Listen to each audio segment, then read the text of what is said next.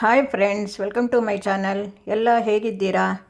ನಾನು ಇವತ್ತು ನಿಮಗೆ ಸಂಜೆ ಸ್ನ್ಯಾಕ್ಸಿಗೆ ಬೆಂಡೆಕಾಯಿ ಪಕೋಡ ಮಾಡಿ ತೋರಿಸುತ್ತೇನೆ. ಇದು ಎಲ್ಲ ಬೆಳೆದೋಗಿದೆ ಬೆಂಡೆಕಾಯಿ. ಇದರಲ್ಲಿ ಸಾಂಬಾರು ಮಾಡಲಿಕ್ಕೆ ಆಗೋದಿಲ್ಲ. ಬೆಂಡೆಕಾಯಿ ತುಂಬ ಆರೋಗ್ಯಕ್ಕೆ ಒಳ್ಳೆಯದು, ಕಣ್ಣಿಗಂತೂ ತುಂಬ ಒಳ್ಳೆಯದು ಇದು.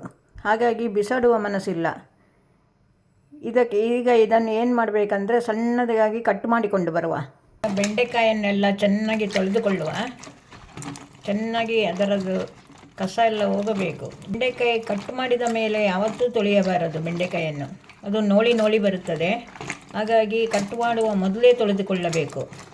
ನೋಡಿ, ಕ್ಲೀನ್ ಆಯ್ತು. ಈಗ ಇನ್ನು ಕಟ್ ಮಾಡುವ ಮೊದಲು ಒಂದು ಬಟ್ಟೆಯಲ್ಲಿ ಚೆನ್ನಾಗಿ ಒರೆಸಿಕೊಳ್ಳಿ.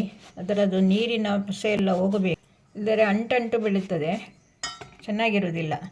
ಬೆಂಡೆಕಾಯನ್ನು ಕಟ್ ಮಾಡಿಕೊಳ್ಳುವ.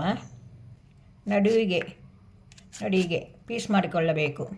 ನೋಡಿ, ಹೀಗೆ ಪೀಸ್ ಮಾಡಿಕೊಳ್ಳಬೇಕು. ಸಣ್ಣ ಸಣ್ಣ ಪೀಸ್ ಆಗಬೇಕಿದು. ಇದು ದೊಡ್ಡದಾಗಬಾರದು. ನಾವು ಪಲ್ಯಕ್ಕೆ ಬೀನ್ಸ್ ಎಲ್ಲ ಹಚ್ತೇವಲ್ಲ, ಹಾಗೆ ಹಚ್ಚಿಕೊಳ್ಳಿ. ಈಗ ಬೆಂಡೆಕಾಯಿಯನ್ನು ಕಟ್ ಮಾಡಿಕೊಂಡಾಯಿತು. ನೋಡಿ, ಈ ರೀತಿ ಕಟ್ ಮಾಡಿಕೊಳ್ಳಿ. ಇದರಲ್ಲಿ ಒಂದು 20 ಬೆಂಡೆಕಾಯಿ ಇದೆ.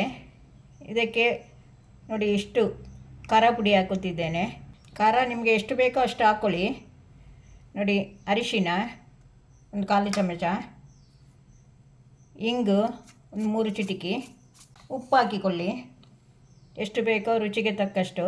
ನಾನು ಒಂದು ಅರ್ಧ ಚಮಚ ಹಾಕಿರ್ತೇನೆ. ಕಡಿಮೆ ಆದರೆ ಮತ್ತೆ ಹಾಕಿಕೊಳ್ಳಬಹುದು. ಕಡಲೆ ಹಿಟ್ಟನ್ನು ಹಾಕಿಕೊಳ್ಳುವ.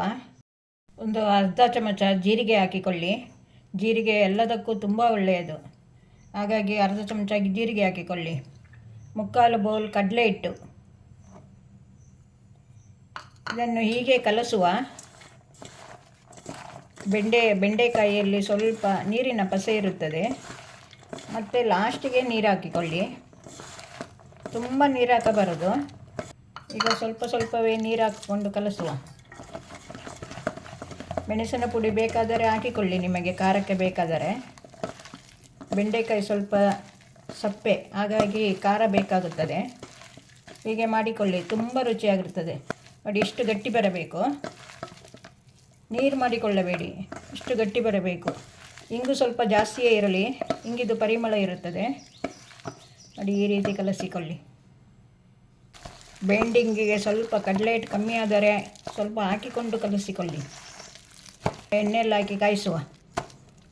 ಗ್ಯಾಸ್ ಹಚ್ಚಿ ಬಾಣಲಿ ಇಟ್ಟು ಎಣ್ಣೆ ಹಾಕಿಕೊಳ್ಳಿ.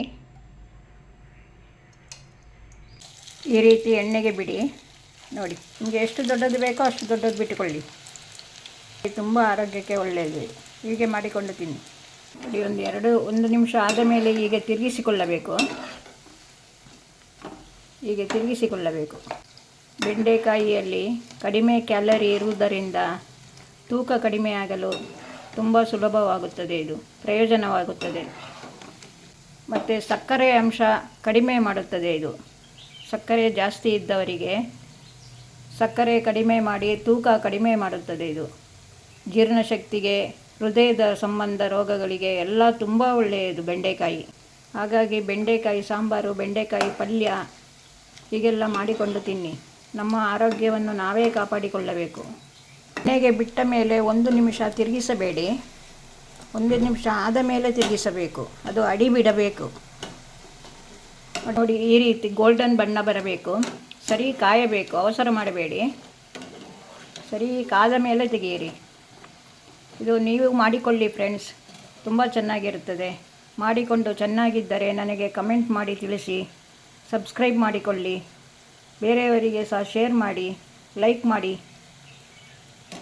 ಈಗ ನೋಡಿ, ಈಗ ಕೆಂಪಾಗುತ್ತಾ ಬಂದಿದೆ. ನೋಡಿ, ಮೆರೂನ್ ಕಲರ್ ಬಂದಿದೆ ಅಂತ ಏನಿಲ್ಲ, ತೆಗೆದು ಬಿಡುವುದು ಅಷ್ಟೇ. ಇದು ಸಾರಿನೊಟ್ಟಿಗೆ ಊಟ ಮಾಡುವಾಗ ಸಾರಿನೊಟ್ಟಿಗೆಲ್ಲ ತುಂಬ ಒಳ್ಳೆಯಾಗುತ್ತೆ. ಇದು ಕಡಲೆ ಹಿಟ್ಟು ಮುಖಕ್ಕೆ, ಚರ್ಮಕ್ಕೆ ತುಂಬ ಒಳ್ಳೆಯದು. ಕಡಲೆ ಹಿಟ್ಟಲ್ಲೇ ಸ್ನಾನ ಮಾಡಿದ್ರೂ ಒಳ್ಳೆಯದೇ. ಕೆಲವರಿಗೆ ಸೋಪ್ ಆಗೋದಿಲ್ಲ, ಸ್ಕಿನ್ನಿಗೆ ತುಂಬ ಒಳ್ಳೆಯದು ಕಡಲೆ ಹಿಟ್ಟು. ಇನ್ನು ತೆಗೀರಿ. ಆಯಿತು, ಎಲ್ಲ ತೆಗೆಯುವ. ಈಗ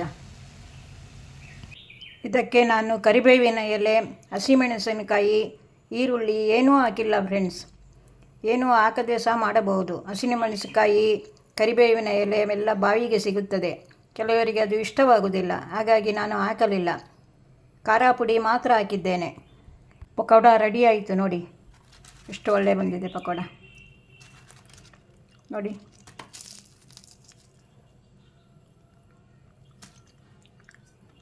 ಕಾಫಿಯೊಟ್ಟಿಗೆ ತಿಂದರೆ ಅಬ್ಬಾ ಎಷ್ಟು ರುಚಿಯಾಗಿರುತ್ತದೆ. ಕಾಫಿ ಟೀ ಒಟ್ಟಿಗೆ ಮಾಡಿಕೊಂಡು ಮನೆಯಲ್ಲೇ ಮಾಡಿಕೊಂಡು ತಿನ್ನಬಹುದು ನಮಗೆ. ಓಕೆ ಫ್ರೆಂಡ್ಸ್, ನಿಮಗೆ ಇಷ್ಟವಾದರೆ ಲೈಕ್ ಮಾಡಿ, ಸಬ್ಸ್ಕ್ರೈಬ್ ಮಾಡಿ, ಶೇರ್ ಮಾಡಿ. ಇನ್ನೊಂದು ವಿಡಿಯೋದಲ್ಲಿ ಸಿಗುತ್ತೇನೆ. ಬಾಯ್.